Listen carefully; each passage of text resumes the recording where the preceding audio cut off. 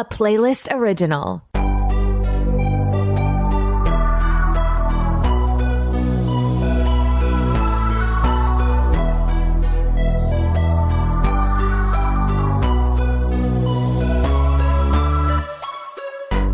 Roots of the Science podcast with your girl, Anne with an E. Hello, everyone, and welcome back to another episode of the Root of the Science podcast with your girl, Anne with an E. If you are new here, thank you for tuning in to another episode. It's always so great to have new listeners of the show. Remember that you can follow the show on social media platforms such as Twitter and Instagram at the Root of the Sci Pod, or join the Facebook group at the Root of the Science podcast. Also, remember that you can subscribe on Spotify or Google Podcast or Apple Podcast so that you're notified when a new podcast comes on. Most importantly, there's a new exciting revelation. We've got a website, so make sure you check out the website www.rootofthesciencepodcast.com. Please support the show by clicking on the PayPal link in the description box.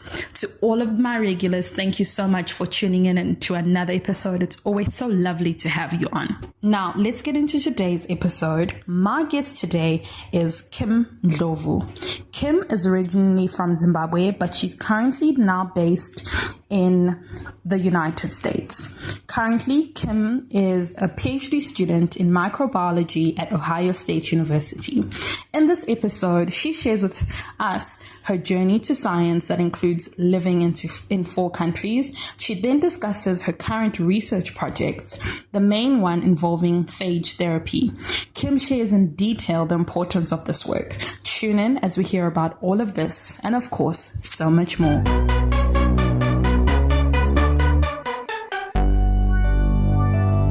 Hi, Kim. Welcome to the show. Hi, Anne. How are you doing? I am so great. I am so happy to finally be doing this, Yay, It's me a too. long time coming. It has. It's been a long time coming. No, okay. So to get things started, please give us a brief introduction. Who is Kim? Where you currently based, where you're originally from, and just briefly, what do you do? So I'm Kim. I'm 26 years old. I was born in Zimbabwe, but grew up both in Zimbabwe and South Africa, as well as spent some time in Botswana. I'm currently in the United States in Ohio, and I am pursuing a PhD in microbiology at Ohio State University. Oh, fantastic. Yeah. Okay, so you've lived in 3 countries. 4. 3. 4, I guess. Since I'm here, yeah. Yeah. Wow. 4. That's so cool. That's so cool. So you're like pretty well traveled. I love that. Do you think, having that ability of living in different countries sort of like shaped the person who you are right now? Yeah. You don't sound so convinced. So. I mean, it's not something I ever thought about. Like, my growing up in 3 different countries shape who I am. It's not something I never thought about. But yeah, I think I got a little piece of something from each country that, I spent my childhood in. So yeah. No, to an extent, yeah. That's really cool. I find it so interesting, being having that mixed heritage. It's something really cool and unique, and then I think sometimes it can be a superpower, and of course sometimes it it can be like a bit I think overwhelming, maybe. I don't know if that's the word, but but it could be something like that. Okay, anyway, back to what you said. You said that you're currently in Ohio doing your PhD.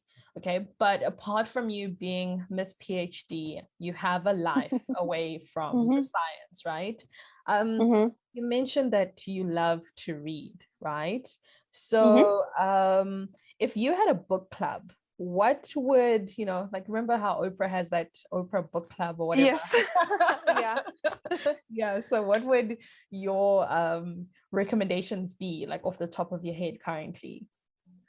Oh my gosh. I'm such a child. I revert back to the Percy Jackson series, Chronicles of Narnia, Wow, Mortal okay. Instrument. I know it sounds so childish, but those are like my happy place. I've tried reading those, self-help heavy books, and it takes me months to read. I Uh-huh. do recommend those as well, like Bell Hooks, Yeah. um Toni Morrison.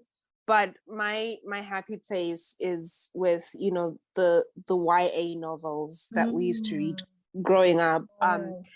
Currently I'm reading this book is called The Children of Blood and Bone by, oh gosh, I forgot her name, but she's a Nigerian author, Okay. and her book is so good. Like, she has two books right now. So yeah, I definitely stick with young adults. Something that would just, fiction that would take you out of this world, Mm-hmm. take you out of the stresses of the world. That's what I would recommend if I had a book club. Yeah, no, So I love that. And I think you shouldn't Mhm, feel like, like ashamed, because I used to think of a time when I really loved to read and it was fiction. mhm, Like mhm. it legit transports you into a whole nother, Exactly. universe and away from the problems of your PhD or Exactly. life. And it's like it's even better because it's like a TV in your head, and you're just Yes. like imagining things the way your mind wants you to imagine, instead of being fed by someone else's imagination. It's just perfect for me. Precisely. I love it. I love that. I love that. So what with those books, like you said, we read them when we were younger. So do you go back Mhm. to them, or is it just something Yes. that I just bought the Chronicles of Narnia series like a few days ago. really? Yes. Yes, I just bought the whole set. I've always wanted to have them. Mm-hmm. And then I just bought A Wrinkle in Time. I never read A Wrinkle in Oh Time. wow, I And remember. it says 8-year-olds plus. I'm like, I want to read it. I've never read the books. Um, I have the Mortal Instruments series. I Mm. bought those. Yes. And then of course I have the few, ones that make me feel like an adult, like Toni Morrison. Uh, trying to make myself a cultured human being. But Yeah. yeah, yeah. To be like, listen, I'm So still an adult. Look, I have mhm. books to prove it. Yes, exactly. So No, yeah, no, I definitely got back to my childhood books a lot. Yeah. I love that. And it's really cool that you're able to, transport yourself back to that Mm-hmm. happy place. And Oh yeah. speaking of, transporting ourselves back to the beginning and your childhood, I think this gives Mm-hmm. us a great segue for us to then understand, Kim, so many years ago, right? The beginning. You're right. What was the Right. root of your science? Why science? Was it something that you always knew that this is what I want to do? Or was it where it was one of those things where you're like, oh, snap, I'm here. Okay, let's go with it. Yeah, I think this is a story as old as time for most Africans. Yeah, you yeah. know, you either a doctor or a lawyer, or um. So I always want, like, it's something that's been fed to me. I always wanted to be a medical doctor, and most of the people in my brothers and sisters, they're very science oriented. Like, Nice. one of I'm the youngest of Mhm, four children mhm. on my mom's side. One of my older brothers is a chemical engineer. One of the other ones is a medical doctor, and then the other one is an EMT. So Wow. it's sort of something that's always been in the family. You Yeah. just navigate towards science. Um, so yeah, that's I feel like that was already laid out for me from the beginning. And of course, when I grew up and I was in high school, I did try, you know, expanding my view and trying to see what other subjects I'm interested in. So I did accounting. And then Mhm. there was this one time I read this novel about this real estate woman, and I was like, I want to get into real estate. I Yeah. want to, let me do economics. And then one of my friends in high school was telling me about the economics class. I was like, yeah, that's definitely not for me. So I just reverted back to what I knew, which was science. Mhm. I loved it. That was it for me. It's just always been a laid out path for me. And so, when I got to my A levels, I chose the science subjects, maths, biology, chemistry, and physics. And then that was it from there. So I don't know if that Yeah. that answers it. Yeah. No, it does. And I like how you said that for you, because of your older siblings, it was quite, it was only natural. It was what you saw. So that obviously played a very important impact. And, the whole visible role models, and even this whole idea about being a real estate agent, it's because of something that you saw. It gave that ability, like, oh, maybe I could do that. Until, of course, economics showed you flames and you're like, nah. Like, no, yes. It was like, no. I'm not going to do that. Okay, so Kim, take us through then deeper into your academic journey, right? And you finish with your A levels. What's next? Where to from there? So I finished my A levels and I got a scholarship to come and study in the United States. So I went to a very small liberal arts college in a very small town in Missouri, Marshall, Missouri. And so what I like about the education that I got there, it was very, very well-rounded. So while I did major in biology and I got my bachelor's in biological sciences, I was still exposed or still required to take all, these humanities classes, there's public, so it was a very well-rounded education. And I feel like that really prepared me for the PhD that I'm doing right now. So after I graduated in 2019 with a bachelor's in biological sciences, unfortunately I didn't walk because graduation was in May 2020. You know what was happening at that time. Pandemic. So yes. Yeah, I didn't get to walk. I didn't get to do that. So I just after graduation, I worked for a little bit and then I moved to Columbus to start my PhD in August of 2020. And so when I was applying for PhD, I knew that I wanted to do microbiology because I had taken one microbiology class at my undergrad and I really loved it. And I did do some sort of independent research on that. And I was like, okay, this is really something I see myself doing in the next level of my education. So I applied for PhDs in microbiology. I got accepted the offer to come to OSU, and I've been here since 2020, and I just joined my current lab a year ago. Wow. So yeah. That's such an intriguing story. Something that you mentioned that was very different for me, somebody who's studying in, for example, I'm based in South Africa. You went straight from what you call it, your bachelor's straight into a PhD, right? Yep. Where in other places somebody has to do a master's and then PhD. Right. So how does that work? Just out of curiosity for somebody who is like, wait a minute. Yeah, it's like, that's the question I always get, like, wait, did you already get your master's? I'm like, no, you can just go straight ahead.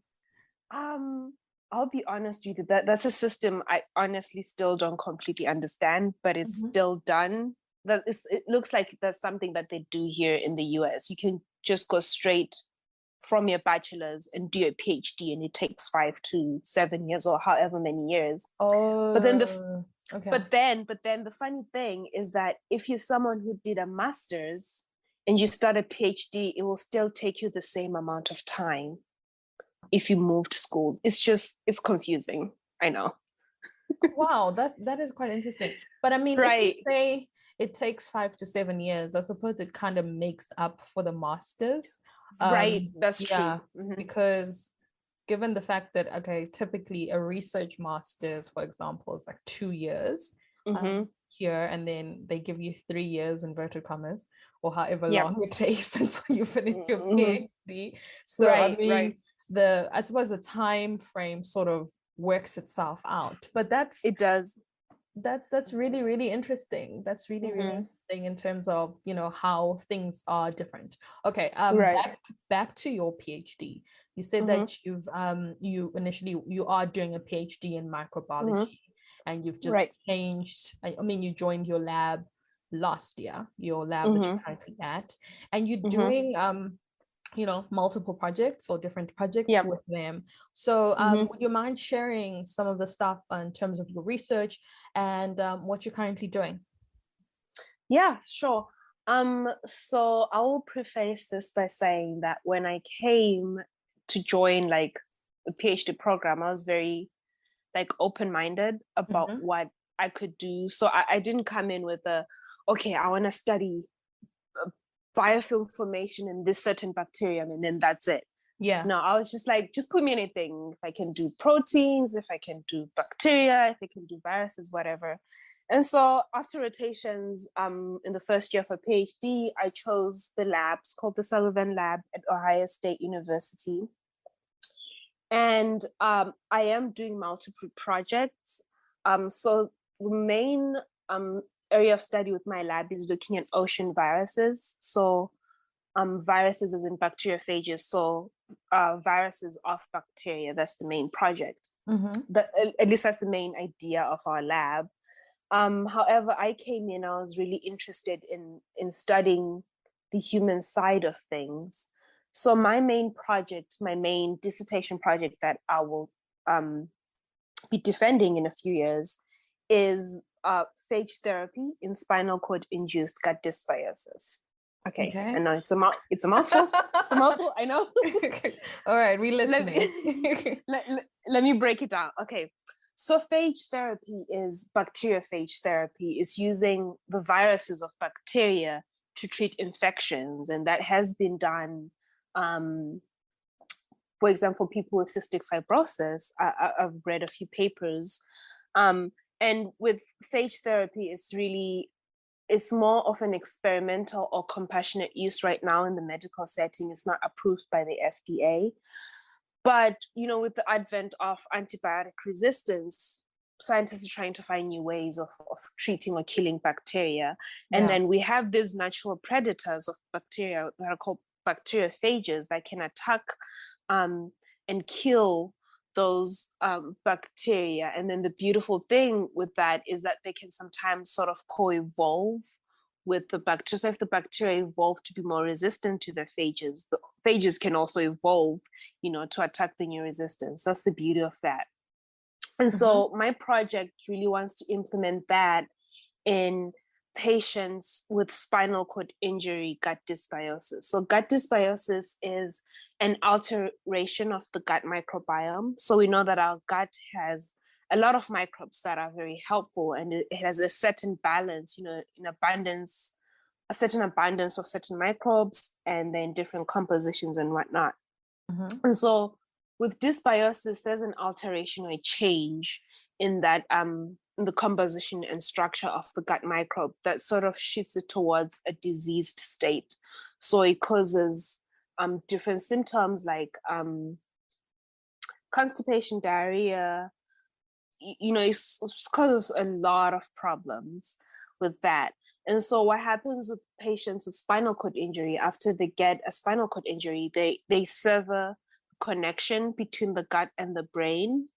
So the nerves that control the gut, the intestines are sort of broken, and that breaks homeostasis, right? And then that causes dysbiosis, that causes an imbalance of those microbes. So that's the big idea of the project. What I want to do is identify the microbes in spinal cord injury patients' gut that is causing them to be really sick, that is exacerbating the symptoms of spinal cord injury, as well as the symptoms of neurogenic bowel syndrome, which is what is a common comorbidity that spinal cord injury patients get. So it's to identify those certain bacteria and use phages against them to sort of kill them off.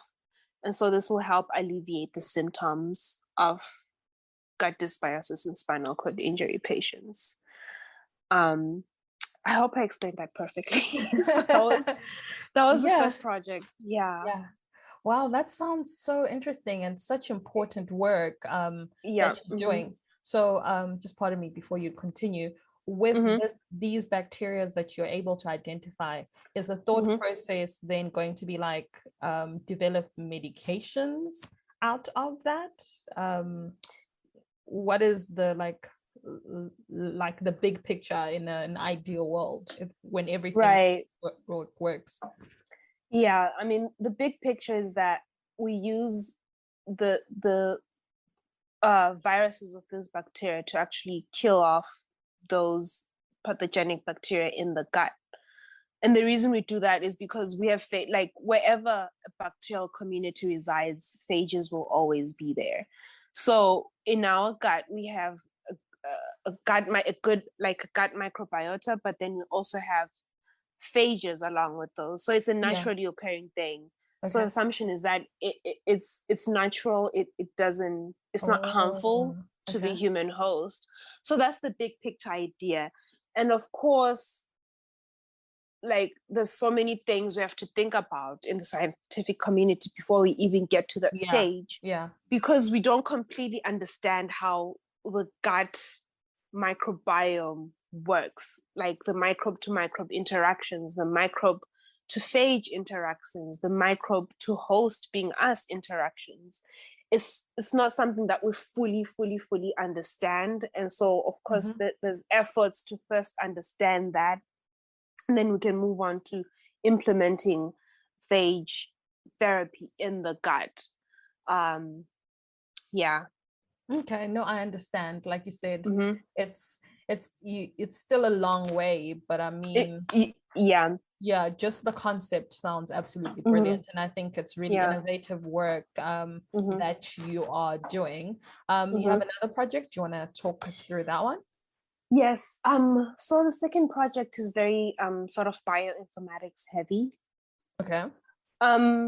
So we are looking at how so using bioinformatics to identify if there's any viral like phages or bacterial taxa that modulate the risk of low birth weight in infants that are born to people living with HIV that are on ARV or antiretroviral therapy. Okay. Yeah. So I don't know how much I can talk about it because it's not something that we've started. So basically we're receiving samples from Congo, and we're receiving so many different types of samples. There's so many aspects to this project, but my goal really is using bioinformatics. So we're gonna extract DNA from these vaginal samples, vaginal swabs, and fecal matter, and sequence them.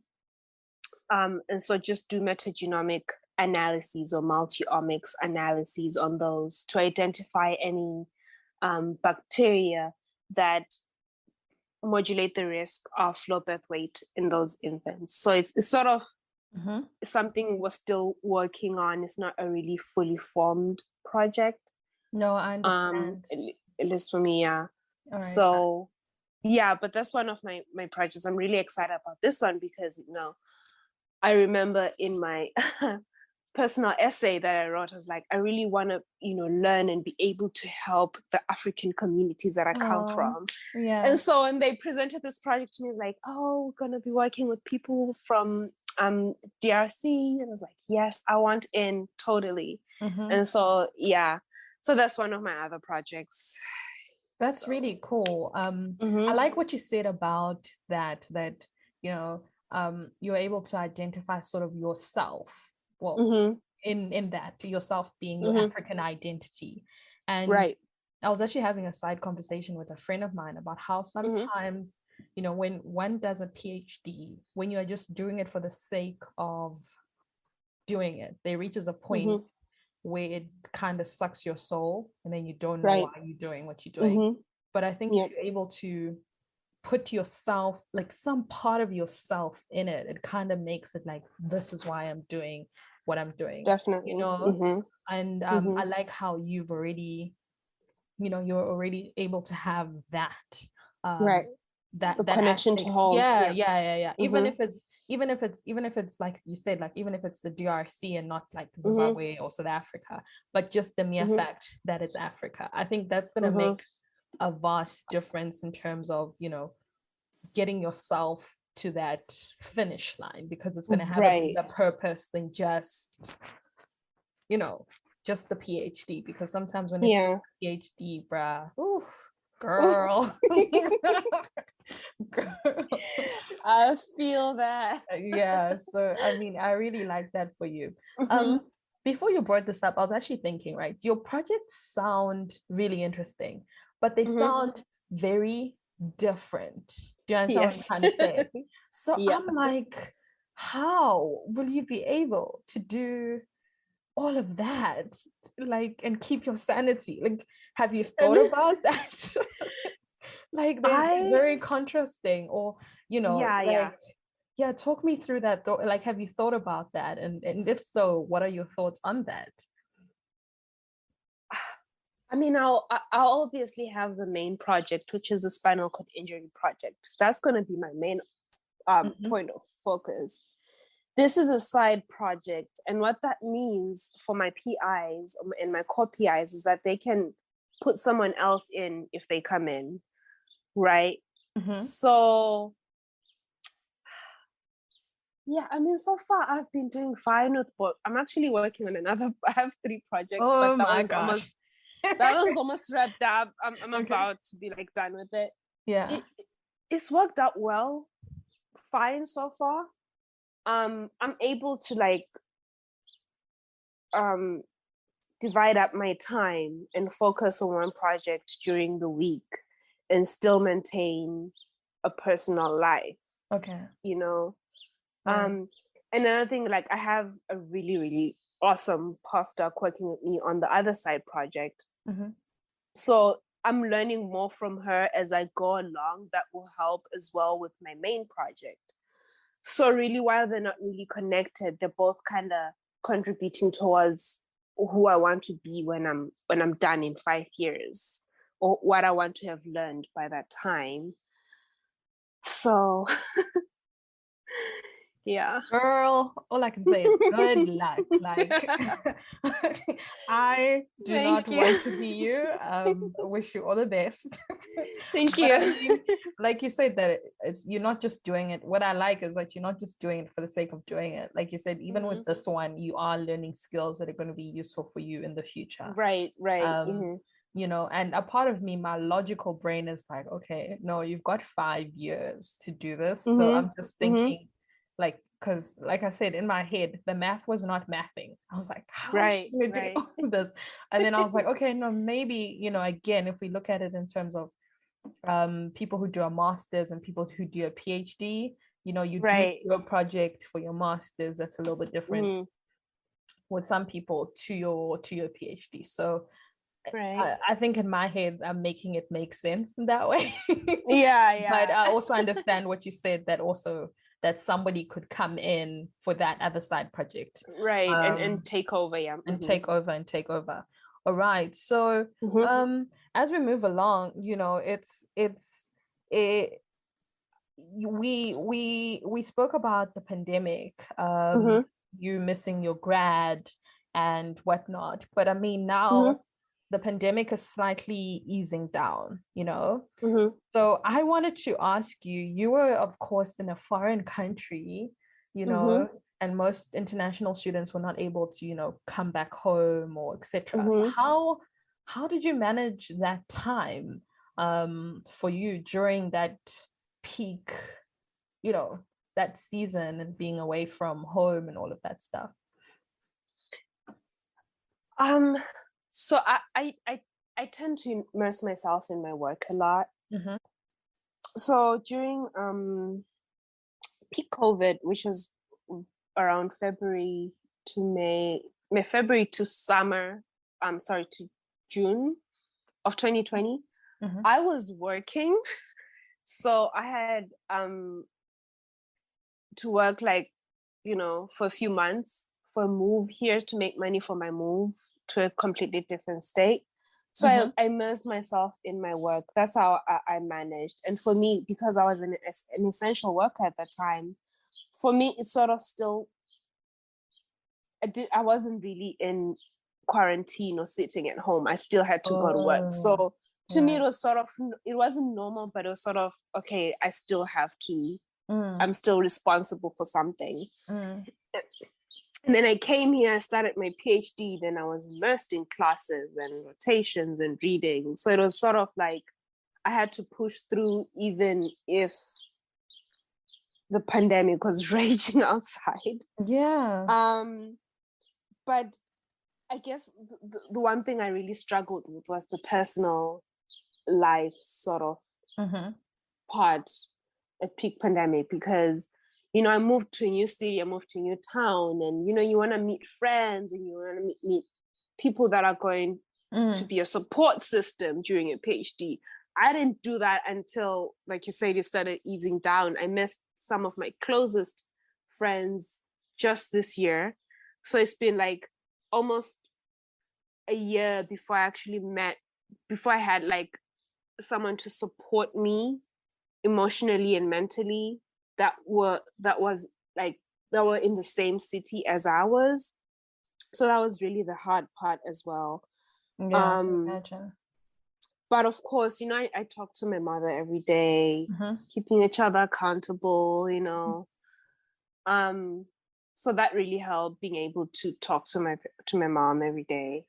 But yeah, that's more like how I managed, I feel. No, I hear you. And what you said about how I think that's something you take for granted, that you moved to a new state or new area where you are now, and you couldn't interact with new people. Right. That's quite strange. But I'm glad. Go ahead. I mean, I had people in my class like that came with me in my cohort. So those were my friends for a while. But I also believe in making friends of people outside, ones that I work with. But I mean, I did have some support, but it wasn't what I have now, which is the best. So. Oh, that's fantastic. That's fantastic. Kim, it's been so great you sharing your journey, the highs and the lows of how you got here. As we quickly wrap up, I wanted to ask, what is some piece of advice that you'd share with someone who's listening and is inspired by your story, be it in terms of the sciences or just also in terms of your the personal life as well? I think I will say, don't let your research take over your life. Have clear boundaries, especially as someone in grad school, master's or a PhD. It's easier to set boundaries from the beginning than it is to take them away. So when you come in, set boundaries with people that you work with. Like, I don't work after 5 p.m. That was my boundary with everyone I work with. I don't work weekends. That's a good boundary. So for me, whatever stage you're in, set boundaries like from your work and put a boundary between your work and your personal life so they don't bleed together, because what I've noticed is that you get so consumed by work because it's so interesting so much, you forget how to live, you forget who you are outside of your work. So definitely take time to yourself, be selfish, be patient with yourself, be selfish of your time. Think of yourself, for you come first before your project. So you've said something so important, and I love that, because I think sometimes with being a grad student, you always assume that like, this is it, this has to involve my life, and people get so lost in that, which is not a bad thing, because you're obviously passionate, but like you said, later on the burnout catches you, and it's so hard And it's so hard to And not be like, okay, no, I can't do this. I can't do this. Yeah. Yeah. And you can't just recover from burnout and like, I'm just gonna sleep today. No. Yeah. You have to take yourself along. It doesn't work like that. So yeah, it doesn't. No, Kim, thank you so much for the wonderful advice, especially this part. I hope somebody takes that in, and also just coming on and sharing your story. I had such a lovely time chatting with you. Yeah, I did too, Anne. And to everybody else who's listening, thank you so much for tuning into another episode of the Root of the Science podcast with your girl, Anne with an E. Until next time, goodbye.